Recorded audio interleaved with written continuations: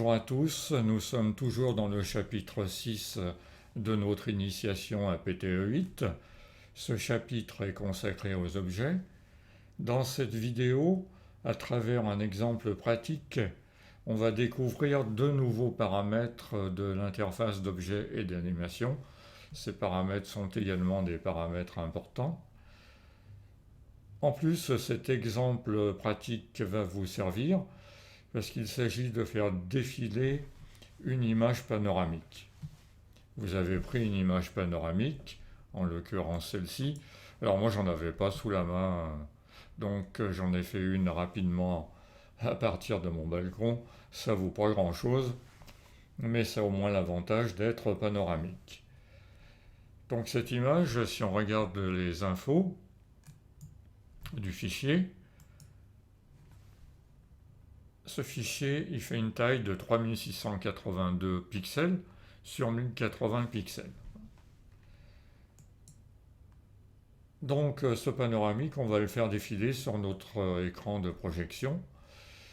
Pour ce faire, on va aller dans l'interface d'objets et d'animation. On va d'abord l'ajouter.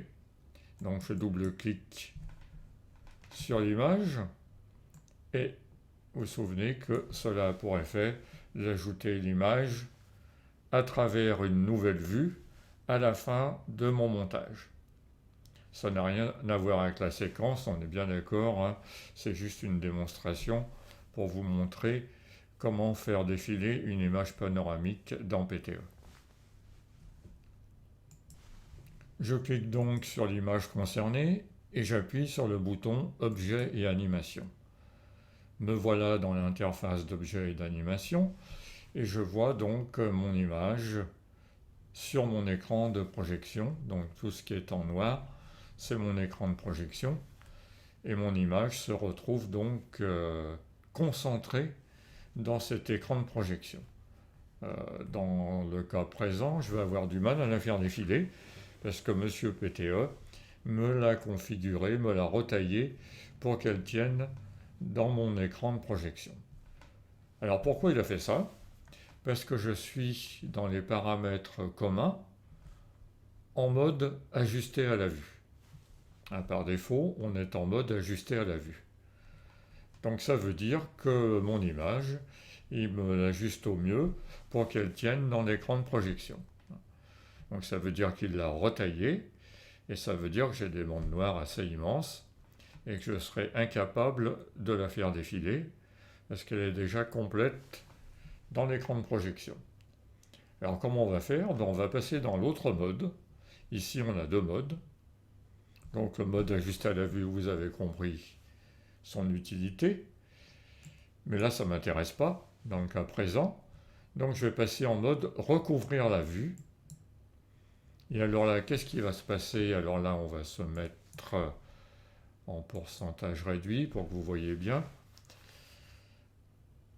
Là, il a recouvert tout l'écran de projection avec ma vue, mais comme elle est bien plus grande, hein, il l'a centrée au milieu et dans la partie nette que l'on voit de l'image, c'est mon écran de projection. Dans les parties grisées, c'est des parties de l'image qu'on ne verra pas sur l'écran de projection. Oups, je l'ai bougé, c'est pas grave. Donc comment on va faire pour faire défiler ce panoramique? Eh bien on va jouer sur une animation. Donc tout d'abord, on va s'apercevoir que là j'ai ajouté une vue, donc elle a une durée de 5 secondes. Vous en souvenez, c'est la durée qu'on a fixée par défaut. Donc je vais commencer par agrandir cette durée, parce que faire défiler en 5 secondes, ça va vraiment défiler, hein. Donc j'appuie sur le bouton configurer la vue, et je passe ma vue par exemple à 15 secondes, pour qu'on ait le temps de la faire défiler. Voilà, je vais repasser en mode auto, hein, pour qu'on y voit un peu plus clair. Au tout début, je veux donc, sur le premier point de contrôle, je veux donc être au début de mon panoramique. Pour ce faire, je vais dans l'onglet animation. Là, je prends soin de bien être à 0, hein, pour que ma vue soit bien bien calé en haut. Et là, je vais l'amener. Donc, hop là, là, on a toujours ce même problème d'affolement quand on est en mode enregistrement. On va faire avec. J'en suis désolé. Donc, je la cale au début. Et puis là, donc, il y a un petit bandeau noir. Je me mets bien à 0 là pour que ce soit bien calé en haut. Voilà. Donc là, sur ce point de contrôle, je suis au début de mon panoramique. Tout va bien, c'est bien ce que je veux. Donc je vais fixer peut-être un point de contrôle derrière le fondu. Pendant le fondu avec l'image précédente, c'est pas la peine de faire défiler le panoramique, on va rester dans cet état-là. Je fixe un point de contrôle ici, en prenant les mêmes valeurs, hein, donc on ne bouge pas l'image. Et puis à la fin, un petit peu avant la fin, je fixe un autre point de contrôle, et sur ce point de contrôle, je vais me caler à la fin du défilement de mon panoramique. Alors pour ce faire, il y a une astuce hein, qui est très simple. Pour aller très vite à la fin de votre image, vous passez cette coordonnée en négatif et le tour est joué. Hein, on est à la fin de notre panoramique. Petite astuce. Bien, là si je joue ma vue, alors là rien ne se passe, c'est ce que je voulais, et à partir de ce point, ça commence à défiler. C'est bien ce que je veux, mon panoramique défile, c'est merveilleux, c'est fabuleux, tout va bien, sauf que, on va le recommencer, vous voyez que la vitesse est constante, la vitesse est linéaire. Est-ce que c'est bien réaliste tout ça? Est-ce que quand vous regardez un panorama, vous le regardez toujours à la même vitesse? Non, pas vraiment. Hein. Donc c'est un peu dommage que ce PTE impose une vitesse linéaire sur ce type de défilement. Heureusement est arrivé le paramètre variation de vitesse. Alors comment ça se passe? Je me positionne sur un point de contrôle. Et vous voyez que pour chaque mouvement, panoramique, zoom ou rotation, en dessous, j'ai un bouton qui par défaut est linéaire. Ce bouton, c'est le bouton qui va permettre de faire varier la vitesse, donc dans le cas présent, du panoramique. C'est une liste déroulante. Si je l'ouvre, je vois que j'ai plusieurs modèles de vitesse prédéfinis. On peut avoir une vitesse linéaire, une vitesse accélérée, une vitesse décélérée, c'est-à-dire que sur la fin, on va décélérer progressivement, ou une vitesse douce, on accélère au début, en pente douce, hein, progressivement on accélère, pendant un moment on reste à une vitesse constante, et puis sur la fin, on décélère. On va essayer ce modèle pour voir ce que ça donne. Alors vous voyez que par contre le modèle s'applique à partir du début. Ça il faut le savoir. Hein. Et sur la fin normalement, vous voyez on décélère, c'est assez sensible. Donc le problème, c'est que moi, entre ce point-là et ce point-là, je voulais qu'il ne se passe rien. Alors sachez que si vous êtes sur un modèle non linéaire, il va s'appliquer sur l'ensemble des points de contrôle.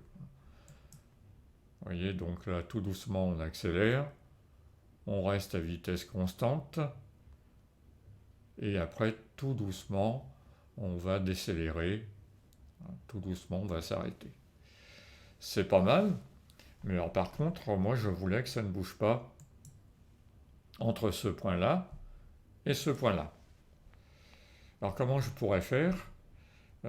Eh bien, puisque j'ai aucun modèle qui ne satisfait à mon désir, eh bien je vais paramétrer. Donc là vous avez toute la souplesse de PTE et vous permet de paramétrer votre vitesse entre les différents points de contrôle. J'appuie sur paramètres. Comment ça se passe? Vous voyez que je vois mes 3 points. Premier point, second point et troisième point. Je vais commencer, donc il a généré le modèle que je lui ai demandé, en pente douce. Vous voyez, ce modèle, on va voir que je peux le personnaliser, déjà. Je vais commencer par fixer une séparation ici. Et j'aurai donc la possibilité d'appliquer 2 modèles.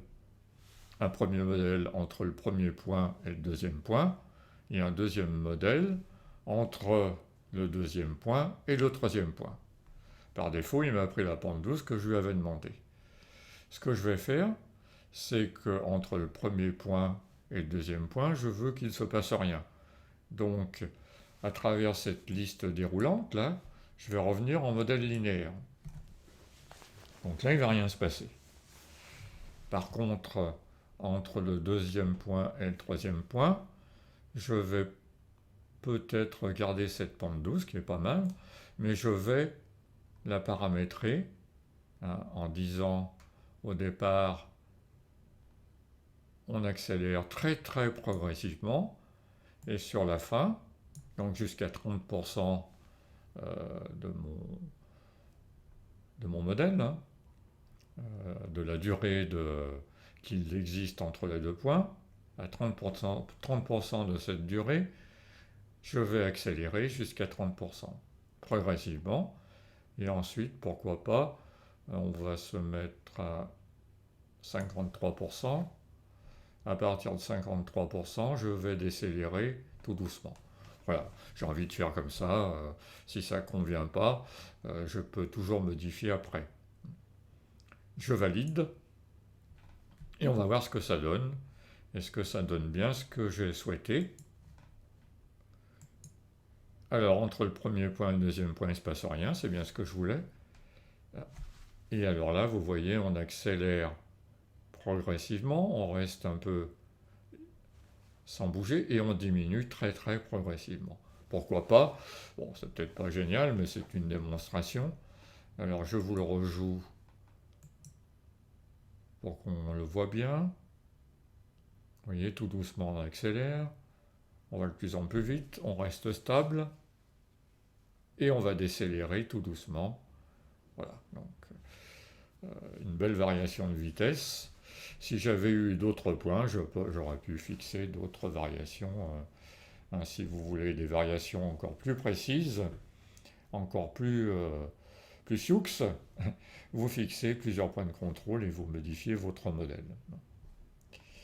Donc ce modèle était assez sympa sur ce panoramique.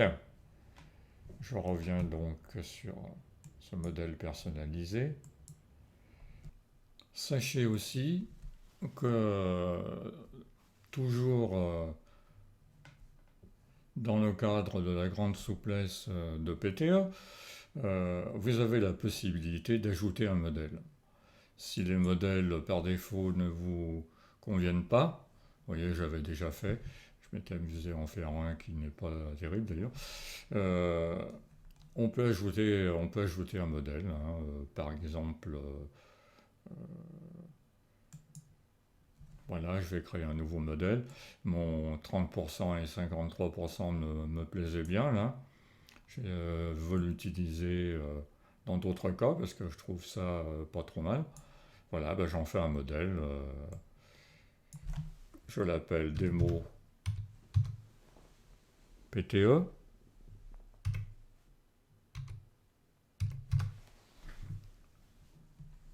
Je valide, et puis vous avez toujours la possibilité de gérer vos différents modèles. C'est classique d'en supprimer un s'il ne vous plaît pas.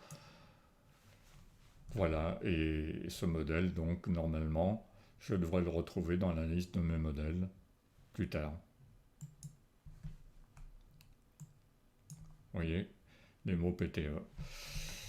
Voilà, donc encore une possibilité de PTE qui est encore un peu cachée malheureusement. Il faut vraiment une formation pour et découvrir toutes ces possibilités qui sont très très intéressantes. Donc voilà, nous avons vu pas mal de choses au cours de ce chapitre 6 qui traitait des bases des objets. Dans le chapitre suivant, chapitre 7, on va découvrir des objets un peu plus avancés, tels que la vidéo et le masque. Il était nécessaire de découvrir les bases avant d'aborder des objets un peu plus complexes. Donc, écoutez, j'ai plus qu'à prendre congé de vous, à vous remercier pour votre attention et à vous dire à bientôt pour de nouvelles aventures.